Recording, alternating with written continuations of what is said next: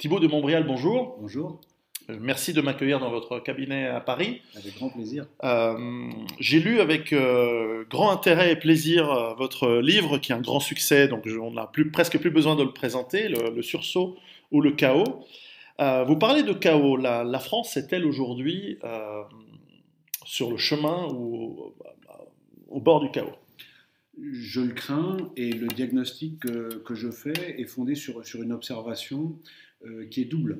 Il y a d'abord une situation de faillite totale qui repose sur 4 décennies à peu près, hein, de renoncement total à affirmer nos valeurs et à assimiler les gens que nous avons massivement fait entrer sur notre territoire au début des années 70 dans le cadre du regroupement familial. Il y a un choix économique qui a été fait, qui à l'époque peut tout à fait se justifier, mais au lieu de l'accompagner de mesures permettant de transformer cette population en une population qui adhère à nos modes de vie et à nos valeurs, on est parti sur une autre logique, qui est une logique d'égalitarisme de toutes les valeurs. La culture de l'arrivant valant la culture de l'autochtone de souche, et c'est le multiculturalisme, hein, pour être clair.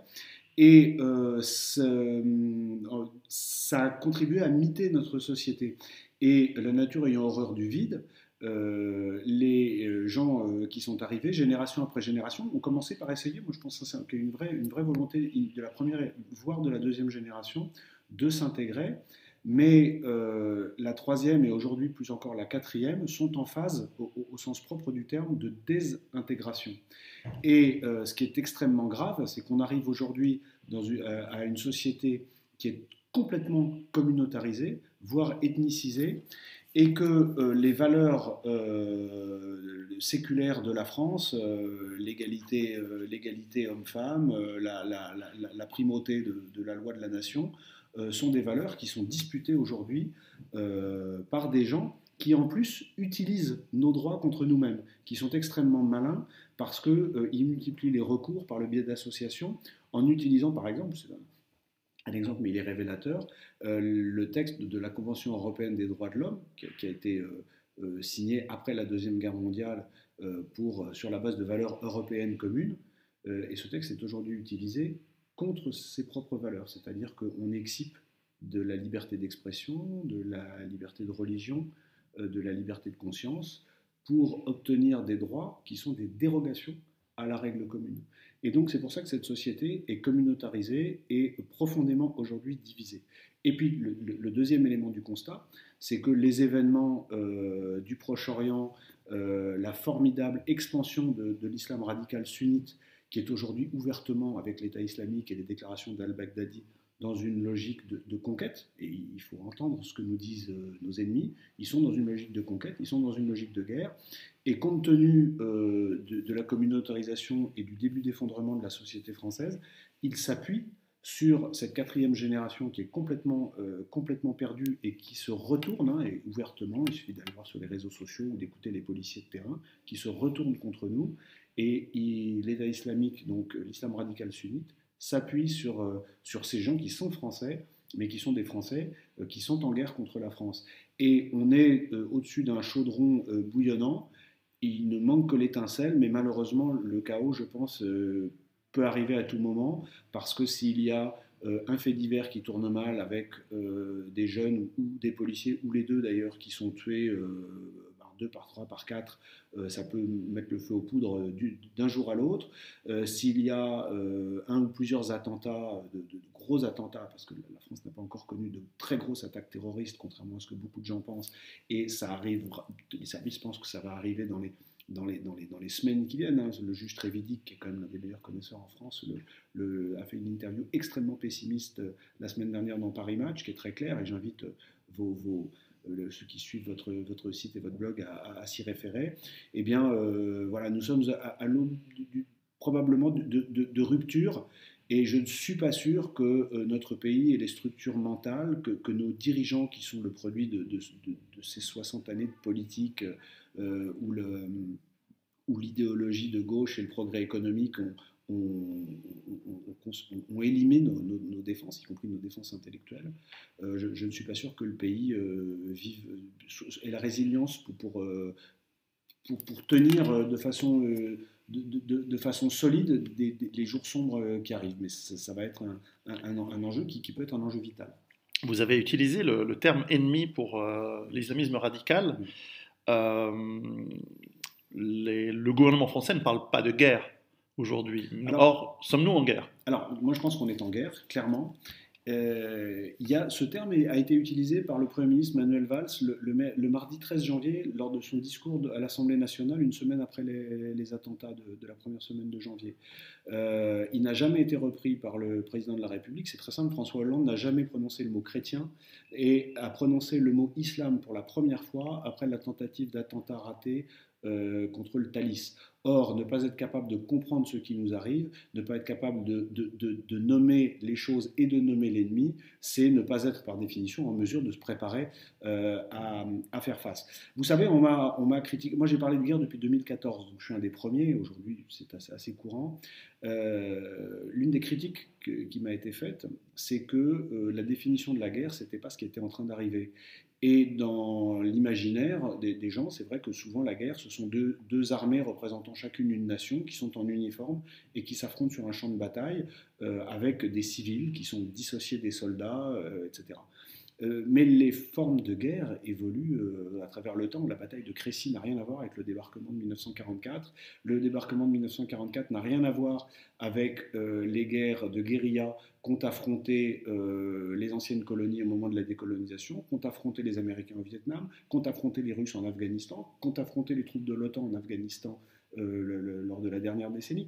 Donc la guerre aujourd'hui est de plus en plus un élément de combat asymétrique, c'est-à-dire que vous avez des armées et puis vous avez des groupes de gens qui sont d'ailleurs parfois civils, parfois combattants d'une heure à l'autre. Donc il n'y a aucune raison que ce concept ne continue pas à évoluer.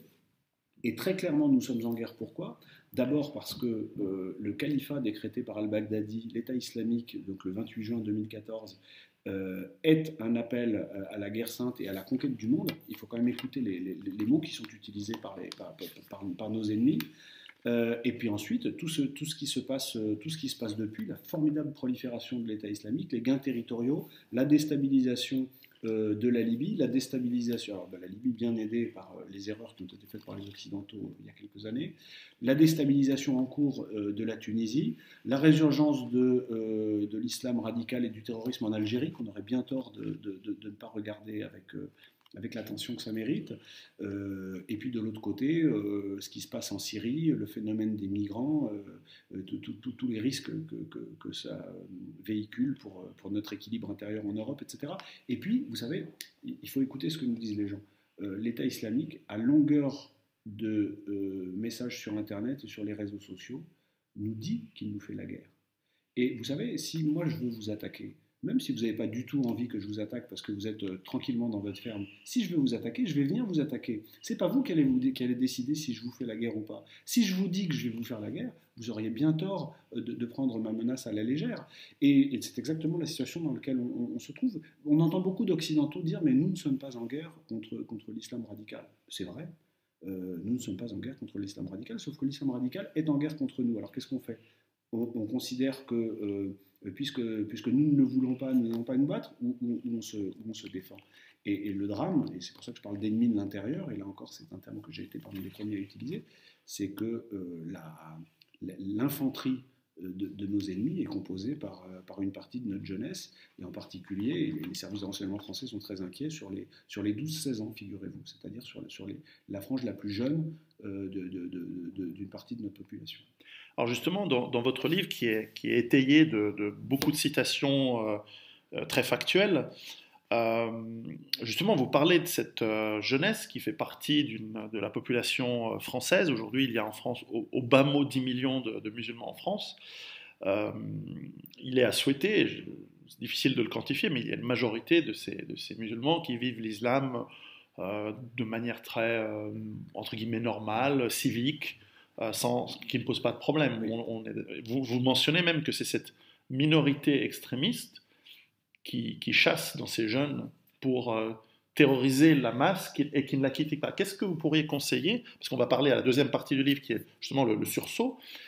Est-ce que la population de Français de confession musulmane peut faire quelque chose pour participer à ce sursaut? C'est un point absolument crucial. Les services de renseignement français considèrent que les gens capables de combattre aujourd'hui sur le territoire contre nous sont, allez, quelques milliers, c'est ce qui est déjà considérable. Oui. Il y a en deuxième rideau des sympathisants qui sont des gens qui, dans une centaine d'endroits géographiquement à peu près identifiés en France, seraient de bons soutiens logistiques et sont de forts sympathisants. On va dire qu'il y a un prosélytisme actif et ce sont des gens qui sont dans une logique de conquête, mais peut-être pas immédiatement armés.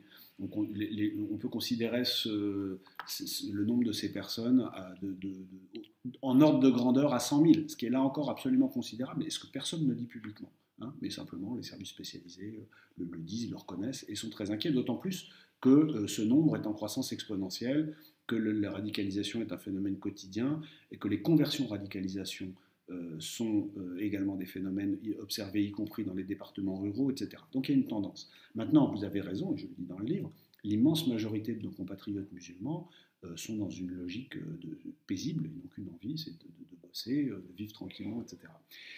Le problème, c'est que dans l'histoire, ce sont toujours les petites minorités actives qui ont fait basculer les destins. Toujours. Au début, l'ennemi est très peu nombreux. Mais l'ennemi, d'une part, contamine, et ça c'est le prosélytisme dont je viens de parler, mais également l'ennemi terrorise, l'ennemi occupe la place, et finalement l'ennemi finit par créer l'illusion, parce que pour le moment c'est une illusion, qu'il y a deux blocs l'un en face de l'autre, et contraint les gens à choisir un camp. Et donc, pour éviter d'en arriver là, parce que si on en arrive là, ce sera le drame, si on en arrive là, il faut appeler les choses par l'ordre, on sera en situation de guerre civile, d'accord, ce qui n'est pas encore le cas.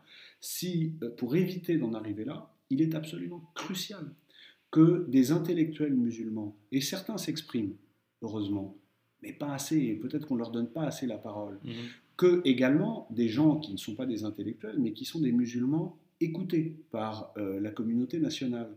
Je pense par exemple à certains artistes, à certains sportifs, sortent de leur bulle de confort socio-économique et s'expriment, non pas comme parfois on a quand même un petit peu tendance à le voir, dans une logique de repli communautaire qui ne fait qu'aggraver les choses, mais au contraire en disant ouvertement que la pratique de l'islam est, selon eux, parce que si c'est nous qui le disons, ça ne sert à rien, mais est, selon eux, totalement compatible avec les règles de la démocratie française et de la démocratie en Europe, c'est-à-dire égalité homme-femme, c'est-à-dire que la religion relève du champ de la liberté individuelle dans le privé, mais qu'on ne doit absolument pas avoir de prosélytisme et de primauté de la manière religieuse de vivre sur la loi de la nation. Or, c'est tout l'enjeu de beaucoup de débats actuels.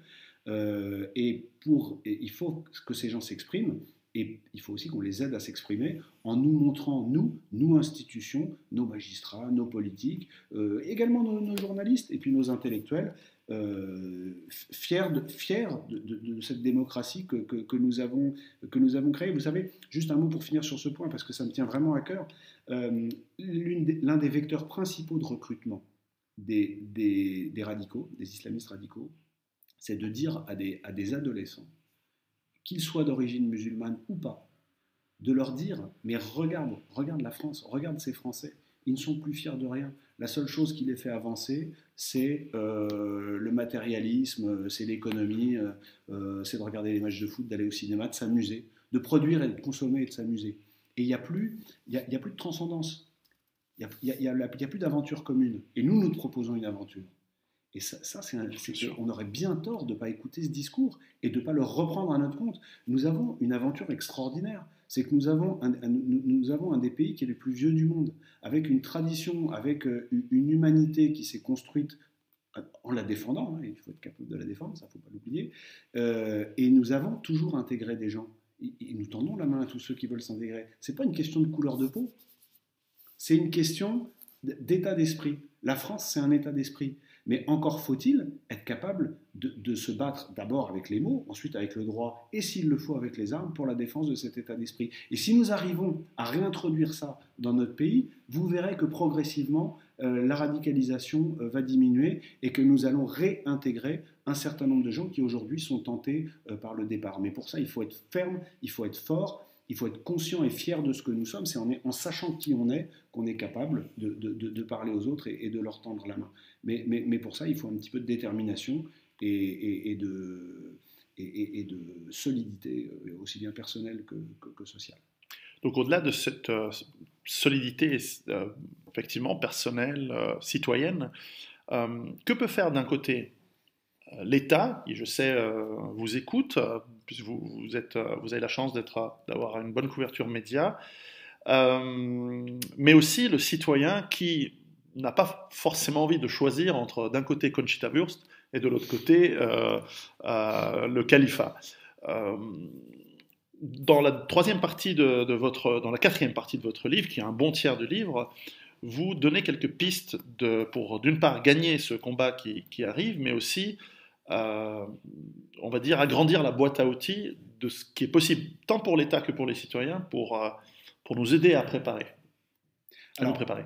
Vous avez raison, il y a d'abord une première chose à dire, c'est qu'il n'est pas question de dissocier, à mes yeux, la réponse tactique, c'est-à-dire la défense contre la guerre qui nous est menée, avec l'appareil judiciaire, avec les techniques de police, militaires, etc., de la réflexion à long terme et de la réflexion sur la réorganisation de notre société, sur le projet à 15 ou 20 ans. D'accord ?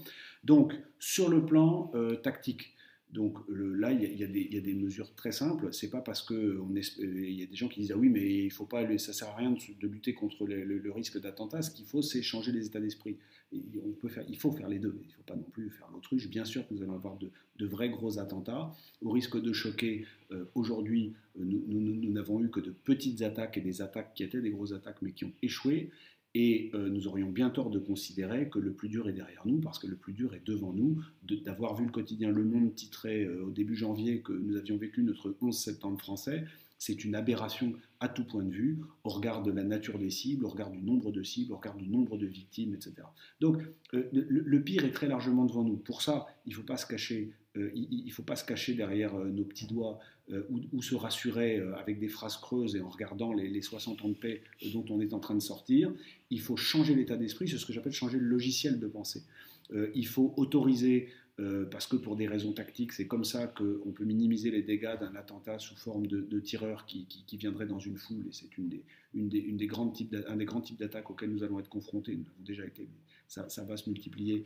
Donc il faut que la riposte immédiate soit possible, et pour ça, il faut autoriser les personnels de l'État légitimement habilités à porter une arme à la porter en permanence. Je pense qu'il faut étendre ce droit à un certain nombre de gens évidemment habilités par leur expérience passée, peut-être anciens militaires, peut-être anciens policiers, des réservistes, bref, de faire en sorte que dans tous les centres commerciaux, dans les cinémas, dans les restaurants, dans les hôtels, dans les trains, dans les gares, il y ait des gens qui sont en civil, qui sont en train de vaquer à leurs occupations, mais qui soient armés de sorte qu'ils puissent stopper un début de massacre si jamais il s'en commettait un, parce qu'il faut bien savoir que en France aujourd'hui, à quelques très rares exceptions près, la police n'est jamais à moins de 5 à 10 minutes d'un lieu public et que donc, en 5 à 10 minutes, des individus avec une Kalachnikov et plusieurs chargeurs auraient le temps de faire plusieurs dizaines, voire plusieurs centaines de victimes. Donc ça, il faut changer l'état d'esprit à cet égard, et je suis un petit peu inquiet par la lourdeur du débat. Je pensais que l'affaire du Thalys allait peut-être un petit peu réveiller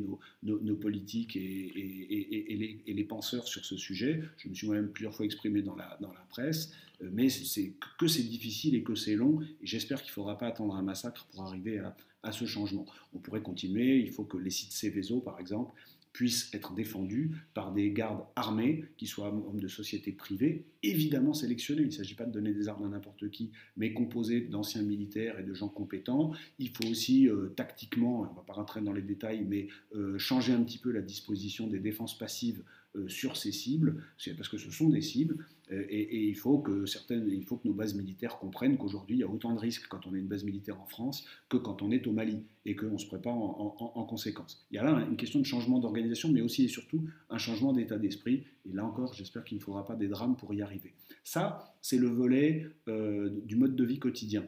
Le volet tactique. Maintenant, sur un plan plus politique, c'est un petit peu ma réponse à la question précédente. C'est-à-dire qu'il faut travailler l'éducation à l'école, l'éducation au sens large, se réapproprier les valeurs fondamentales qui font que nous sommes la démocratie que beaucoup de gens encore dans le monde envient, c'est-à-dire être ferme sur les principes, je recommence, d'égalité homme-femme, de primauté de la loi sur toute autre organisation de vie privée, en particulier religieuse, etc., etc. Et inviter les gens qui le souhaitent à rejoindre l'histoire de notre nation. Et pour ça, il faut aussi leur raconter le roman national. Le roman national, c'est un terme qui a mauvaise presse, mais roman, c'est pas forcément une fiction. Un roman national, ça peut être...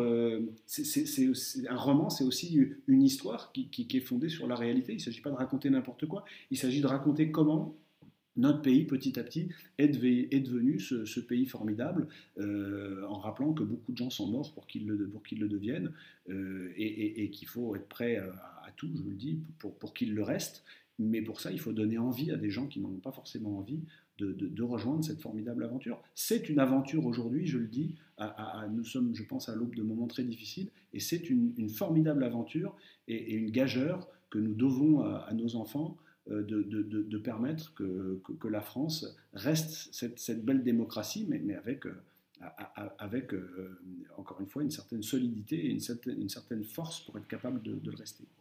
Peut-être dernière question, vous avez lu le livre que j'ai coécrit avec Vol Ouest, Rue Barbare.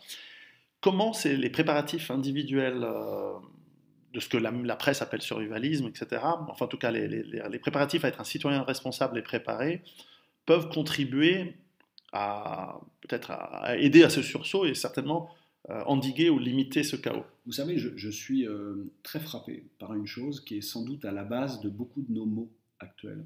C'est que les 60 ans de paix que j'évoquais tout à l'heure nous ont collectivement désarmés, mais pas simplement physiquement, nous ont désarmés mentalement. C'est-à-dire qu'aujourd'hui, nous n'avons plus, et le plus grave, c'est que la plupart de nos hommes politiques, ce qui est beaucoup plus grave que pour les citoyens, n'ont plus la culture de la violence légitime.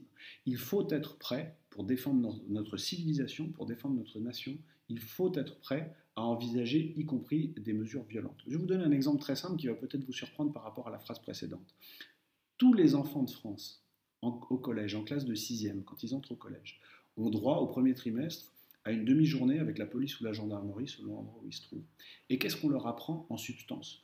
On leur dit, je résume, quoi qu'il vous arrive, ne vous défendez pas, laissez-vous faire, et ensuite allez voir un adulte référent. C'est sans doute vrai pour un vol. On ne va pas risquer sa vie pour un téléphone. Mais ça n'est pas vrai pour tout. Il est des circonstances dans lesquelles il faut se défendre. Donc de dire que la violence ne résout pas tout, c'est bien. Mais de dire que la violence ne résout jamais rien, c'est faux. Et il existe des circonstances dans la vie où la force prime sur la raison. Ça arrive, c'est comme ça ne sert à rien de le nier, parce que là, pour le coup, ce sont des balivernes. Les habitants d'Hiroshima en savent quelque chose. Voilà, notamment. Mais donc, il faut réintroduire, de même que je pense qu'il faut apprendre à nos jeunes les premiers secours, les gestes de premiers secours, il faut se repréparer à ce que les choses puissent dépendre des initiatives individuelles. L'affaire du Thalys, à cet égard, est un très bon exemple. Ça a permis aux médias, ça a permis aux gens de comprendre et aux médias de dire qu'il est des circonstances où l'État n'est pas là. L'État ne peut pas tout. Il y a des circonstances où si vous avez des types avec des kalachnikovs en face de vous et qu'il n'y a pas de policiers, il faut choisir. Alors là, les gens qui nous regardent disent mais qu'est-ce que je peux faire contre une kalachnikov, etc. Voilà, si on y a pensé un peu avant, dans certaines circonstances, on peut un tout petit peu anticiper. Et ça, c'est un mot crucial. Anticiper. Aujourd'hui, en France, on a l'impression que les gens attendent après l'État pour tout. Pour tout. Et qu'en attendant que l'État arrive, il reste, pardonnez-moi la vulgarité de l'expression, mais le cul sur la chaise, en attendant qu'on vienne s'occuper d'eux. Eh ben non. Nous sommes un État très fortement centralisé, issu d'une longue tradition, et aujourd'hui, les gens ont totalement perdu l'habitude de s'occuper d'eux-mêmes et de s'assumer. Je crois qu'il faut comprendre que c'est terminé. Et pour en revenir à la question, donc votre livre, le livre que vous avez coécrit avec Volvest, c'est un livre qui est extrêmement intéressant parce que quand il est sorti, certains ont pu considérer que c'était une pure fiction. Je pense que si on le relit aujourd'hui, on se rend compte qu'on est de moins en moins dans la fiction. Et ça permet de raisonner en termes d'anticipation et de probabilité. Et pour finir, une anecdote extrêmement récente. J'étais très frappé en regardant les reportages à la télévision sur le drame qui a frappé la Côte d'Azur, les inondations de la semaine dernière. Je suis très frappé parce qu'on est toujours sidéré par la façon dont nos concitoyens sont totalement démunis face à des événements qui sont prévisibles, parce que les gens qui ont été inondés étaient en zone inondable. Donc c'est pas le fait du hasard, c'est pas la météorite qui nous tombe sur la tête. C'est un risque, certes faible, mais réel. Et quasiment personne dans les débats qui ont suivi, je l'ai entendu qu'une seule fois, mais quasiment personne n'a parlé du fait que dans un certain nombre de circonstances, il fallait un minimum anticiper et compter aussi sur soi. Je pense que c'est très révélateur. Tous les gens qui ont été frappés, on les voit à longueur de reportage, attendent l'État, les assurances, et il y a même, j'entendais l'autre jour, des gens qui étaient révoltés parce qu'au bout de 2 jours, l'État ne s'était pas occupé d'eux. Mais si un jour nous sommes frappés par une catastrophe, quelle qu'elle soit climatique, qu'elle soit industrielle, qu'elle soit terroriste, où nous avons des centaines de milliers de victimes, c'est pas 3 jours qu'il va falloir attendre les secours, c'est beaucoup plus. Et à ce moment-là, qu'est-ce qu'on va faire? On va rester assis en disant on attend les pompiers? Non, c'est pas possible. Si un jour il y a des grandes émeutes et que la force publique est soit submergée, soit absente, qu'est-ce qu'on va faire? On va dire aux gens non, non, mais attendez, on attend les flics, ou on va essayer de se défendre. Voilà, c'est des questions qu'il faut se poser. Ça ne veut pas dire qu'il faut partir dans une paranoïa totale, il faut continuer à vivre et vivre dans un pays où on vit bien, mais il faut être lucide, il faut être capable d'anticiper à la fois les événements physiques qui peuvent nous arriver, mais aussi les difficultés plus citoyennes, politiques et organisationnelles qui, je pense, malheureusement nous attendent. Thibaut de Montréal, merci beaucoup. Et invitation que je vous lance pour venir en Suisse afin de discuter, de comparer peut-être ce que le système du milicien suisse, du citoyen armé, peut peut-être inspirer pour quelque chose de nouveau en France. J'ai quelques idées sur le sujet. Formidable, ce sera pour une prochaine discussion. Merci beaucoup, à bientôt. Merci à vous.